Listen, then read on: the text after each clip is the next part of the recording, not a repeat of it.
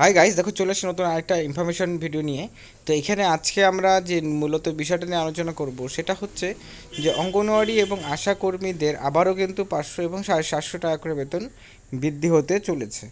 এখন এটা কবে থেকে বৃদ্ধি হতে চলেছে এবং কোন ভিত্তিতে বৃদ্ধি হতে চলেছে, কারণ আমরা জানি যে প্রতিনিয়ত কিন্তু যে বেতন অঙ্গনওয়াড়ি কর্মীদের বৃদ্ধি এরকম কিন্তু সম্ভব না। ঠিক আছে, বেতন কিন্তু প্রত্যেক 3 বছর 4 বছর পরেই কিন্তু বেতনটা বৃদ্ধি হয়ে থাকে, যেটা আমরা মানে লাস্ট কয়েক বছর ধরে যেটা দেখছি। কারণ রিসেন্ট টাইমসে যদি বলা হয় যে সামনে যে ইলেকশন ছিল সেই ইলেকশনের পর কিন্তু আমরা মানে ইলেকশনের আগে যেটা আমরা দেখেছিলাম যে কর্মীদেরকে বেতন বৃদ্ধি করানো হয়েছিল। ঠিক আছে, মানে সেটা হচ্ছে যে সেখানেও 500 এবং 750 টাকা করে বেতন বৃদ্ধি করানো হয়ে থাকে। ঠিক আছে, যদিও কিনা মেন যে বাজেট মানে ইলেকশনের পর যে মেন বাজেট রয়েছিল সেই বাজেটের মধ্যে কিন্তু কোনো রকমভাবে কোনো ঘোষণা করা হয়নি, কিন্তু পরবর্তী সময় আমরা দেখি যে 500 এবং 750 টাকা করে অফিসিয়াল পেজে তিনি মুখ্যমন্ত্রী মমতা ব্যানার্জি কিন্তু ঘোষণা করেন যে বেতনটা বৃদ্ধি করানো হবে।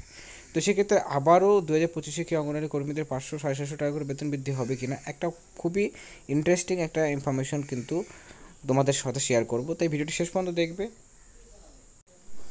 এবং দেখার পর ভিডিওটি যদি ভালো লাগে লাইক করবে এবং অবশ্যই নিজস্ব মতামত কমেন্ট সেকশনে কমেন্ট করে জানাবে। আর চ্যানেলটাকে সাবস্ক্রাইব করে রাখবে এরকম ইনফরমেশনসগুলো সর্বপ্রথম পাওয়ার জন্য। তো আরেকটা বিষয় আমি সবচেয়ে বেশি ইম্পর্টেন্ট যেটা বলবো যে ভিডিওটা পুরোটা দেখবে, স্কিপ করে করে দেখলে পরে কিন্তু ইনফরমেশনস অনেকগুলো স্কিপ হয়ে যাবে এবং পরবর্তী সময় তোমাদের মনে হবে যে এই ইনফরমেশনটা টোটালি হচ্ছে একটা ফেক ইনফরমেশন। ঠিক আছে, এর জন্যই বলবো যে ভিডিওটা শেষ পর্যন্ত দেখো, তারপর নিজস্ব মতামত অবশ্যই জানাবে। তো দেখো, প্রথমত যে বিষয়টি হচ্ছে সেটা হচ্ছে যে অঙ্গনওয়াড়ি কর্মীদের 700 এবং 500 টাকা বেতন মানে কীভাবে করে। দেখো, সামনে যেহেতু একটা ইলেকশন রয়েছে, আমরা জানি যে ইলেকশনের আগে এবং ইলেকশনের পর মানে বেসিক্যালি কি বেতনটা এখানে সরাসরিভাবে করে বৃদ্ধি করানো হয়ে থাকে।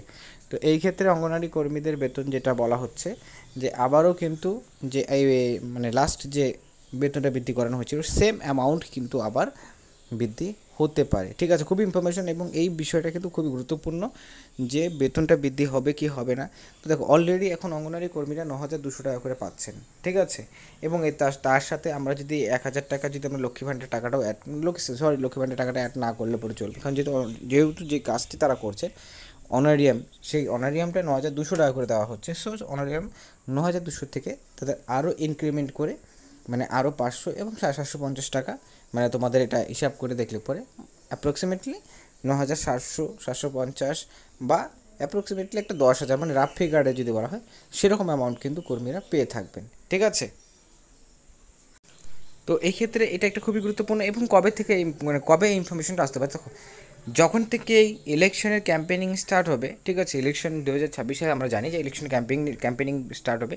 তো সেই সময় কিন্তু তোমাদের এই ঘোষণাটা আসতে পারে, কারণ কি প্রতিনিয়ত আমরা দেখেছি অঙ্গনওয়াড়ি কর্মীরা তাদের বেতন বৃদ্ধি নিয়ে কিন্তু প্রতিনিয়ত তারা কিন্তু এটা নিয়ে সংগ্রাম চালাচ্ছেন। কারণ যে অনারিয়ামটা অঙ্গনওয়াড়ি কর্মীদের দেওয়া হচ্ছে সেই অনারিয়ামটা খুবই একটা মার্জিনাল, মানে খুবই একটু একদমই কম, কারণ তাদের যেভাবে করে কাজ। তো এটা একটা খুব গুরুত্বপূর্ণ নিউজ। তো সেই দিয়ে দেখতে গেলে পরে কবে থেকে সেটা আমি যদি অ্যাপ্রক্সিমেটলি বলা যায় তো পুজোর পর কিন্তু এখানে বেতন বৃদ্ধির ঘোষণাটা কিন্তু হতে পারে। ঠিক আছে, এবং তারপর ইমপ্লিমেন্ট হতে হতে কিন্তু এখনই বললে পরে যে ইমপ্লিমেন্টটা হয়ে যাবে সেরকম কিন্তু কোনো কিছু নয়।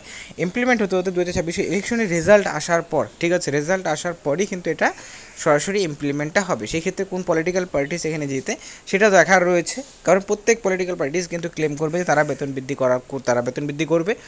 বাট অ্যাপ্রক্সিমেটলি 500 টু 750 রুপিস মতনই কিন্তু ইনক্রিমেন্ট এখানে হওয়ার সম্ভাবনা খুবই বেশি, কারণ এই সময় এসে আমরা জানি যে অঙ্গনওয়াড়ি কর্মীদের যে বেতনটা দেওয়া হচ্ছে খুবই কম এবং চারিদিকে বিভিন্ন রাজ্যতে আলাদা আলাদা করে বেতনক্রম দেওয়া হচ্ছে। কোনো রাজ্যতে এমনও আছে যেখানে 14-15 হাজার 16,000 টাকা করেও বেতন আছে এবং এমনও রাজ্য রয়েছে যেখানে 6,000 7,000 টাকা করেও বেতন রয়েছে। তো সেই ক্ষেত্রে বেতনের মধ্যেও আমরা একটা বিভিন্ন রকমের ভ্যারিয়েশনটা দেখতে পারি যে আলাদা আলাদা প্রত্যেক রাজ্যতে। তো সেটা একটা খুব গুরুত্বপূর্ণ। যাই হোক, এই আপডেটটাই ছিল আজকের এই ভিডিওটি ভালো লাগলে অবশ্যই লাইক করবে, চ্যানেল থেকে চ্যানেলকে সাবস্ক্রাইব করবে, আরও ইনফরমেশন পাওয়ার জন্য সাবস্ক্রাইব করে চ্যানেলটা অবশ্যই রাখবে। So thanks for watching my video.